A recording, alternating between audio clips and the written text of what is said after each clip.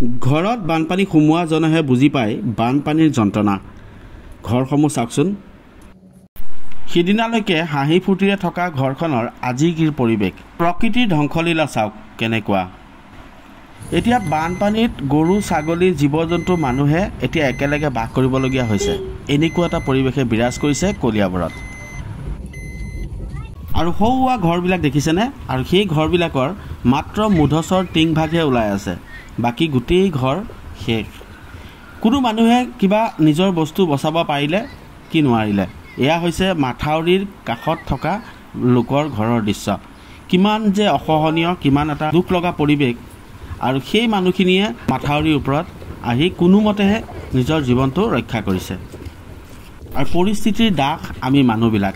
আৰু সেইকাৰণেই এতিয়া জীৱ জন্তু মানুহে একেলগে সহাৱস্থান কৰা দেখিবলৈ পোৱা গৈছে কলিয়াবৰৰ মাথাউৰিত। কাৰণ বানপানী যে আহিছে। এই মাথাউৰি ছিঙাৰ মূল কাৰণটো আজি আপোনালোকক ক'ম। এই মাথাউৰিটোলৈ আহি এটা কথাই গম পালোঁ যে এই মাথাউৰিটো কিহৰ কাৰণে ছিঙিলে। আৰু এতিয়া এই পৰিৱেশ দেখি খুবেই দুখ লাগিছে। কোনেও যদি দেখে আপোনাৰো নিশ্চয় দুখ লাগিব। এনেকুৱা এটা পৰিৱেশত জীয়াই থকাটো সঁচাকৈ দুৰ্বিষহ। সেইসকল মানুহৰ এতিয়া একমাত্ৰ ভৰসা চৰকাৰ প্ৰশাসন তথা সুহৃদয়বান লোক। একেথৰে চাই ৰৈছে মানুহৰ মুখলৈ। কি জানিবা কোনোৱে অকণমান সহায় কৰে তেওঁলোকক। মানুহবিলাকৰ ঘৰৰ অৱস্থাখিনি চাওকচোন। কেনেকৈ তম্বু তৰি পেলাই আছে অকণমান দেখুৱাবলৈ চেষ্টা কৰিছোঁ আপোনালোকক। ৰাস্তাৰ কিনাৰত আৰু এইটো চবফালেই হয় বাৰু। বানপানী হ'লে মানুহৰ অৱস্থাটো এনেকুৱাই হয়।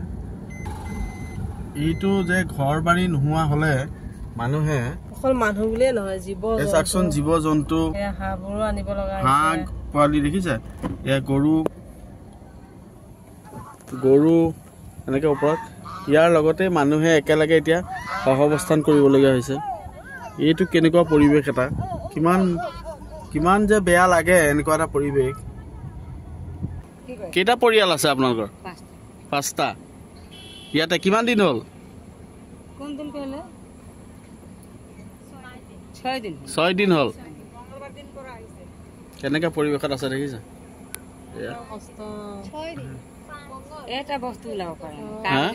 ঘৰত কিবা বচাব পাৰিলে নাই? ঘৰৰ বস্তু কিবা বচাব পাৰিলে নাই? সব মানে খালি জানটো বচাইছে দেনতে নাই। লগে লগে ডিঙি ঘৰ ডুবি গল। ইয়া সাইলত মানে अचानक তো পানী আহি গল উল্টা সাইড পৰা। अचानक পানী আহি গৈছে মানে উল্টা সাইড। হঠাৎ পানী আহি গৈছে না? 1 ঘন্টাতে মানে 5 মিনিটে মানে ঘৰত সোমাইয়ে গৈছে। মানে পলাওতে ঘৰত সোমাই গৈছে। এটা সৰু পোৱালি আছে মোৰ, এইটো লৈ পলালে মানে নিজৰ গাটো লৈ ওলাই গলো আৰু।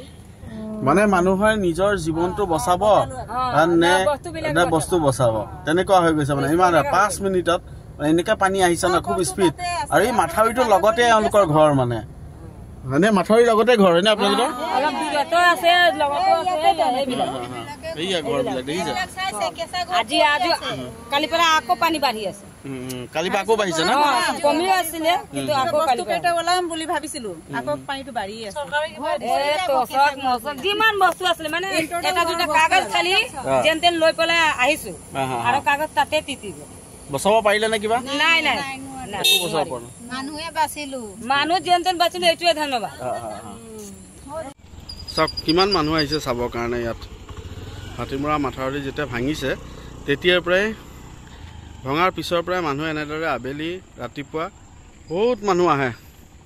আমি যেনেকৈ আহিছোঁ ঠিক তেনেকৈ গাড়ী দেখিছে। সেই আগৰ পৰা বিভিন্নজন লোক আহিছে আৰু এতিয়া চাবলৈ আহিছে কেনেকৈ ভাঙিল সেই উৎসুকতাটো মানুহৰ, হয়নে? তুমিও চাব আহিলা? কি দেখিলা বাৰু?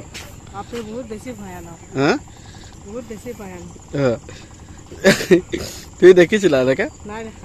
মাথাউৰি দেখা নাছিলা? চুইচ গেট হয় নেকি?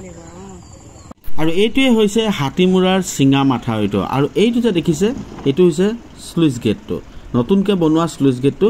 আৰু তাৰ লগতে যিটো মাথাউৰি আছিল সেই মাথাউৰিটো ছিঙি যোৱাৰ ফলত কলিয়াবৰবাসীয়ে এতিয়া দুৰ্দশাত ভুগিব লগা হৈছে। আৰু বৰ্তমানো বিভাগীয় ফালৰ পৰা বহুত কষ্ট কৰি থকা হৈছে, চেষ্টা কৰি থকা হৈছে ইয়াক ৰোধিবৰ কাৰণে। আৰু কিমান যে সফল হ'ব তাকো লৈ এটা আশংকা আছে, কাৰণ যিহেতুকে এইখন হৈছে ব্ৰহ্মপুত্ৰ নদী আৰু ব্ৰহ্মপুত্ৰ নদীৰ সোঁত কমাবলৈ যিমানেই মানুহে চেষ্টা নকৰক কিয়, আমি যিমানেই চেষ্টা নকৰোঁ কিন্তু প্ৰকৃতিক আমি কেতিয়াও বাধা দি ৰাখিব নোৱাৰোঁ।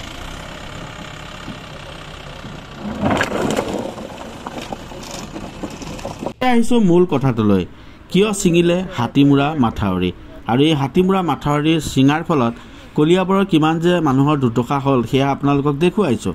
কিন্তু কিহৰ কাৰণে ছিঙিলে হাতীমূৰা মাথাউৰিটো, সেই বস্তুটোহে আমি ক'ব বিচাৰিছোঁ।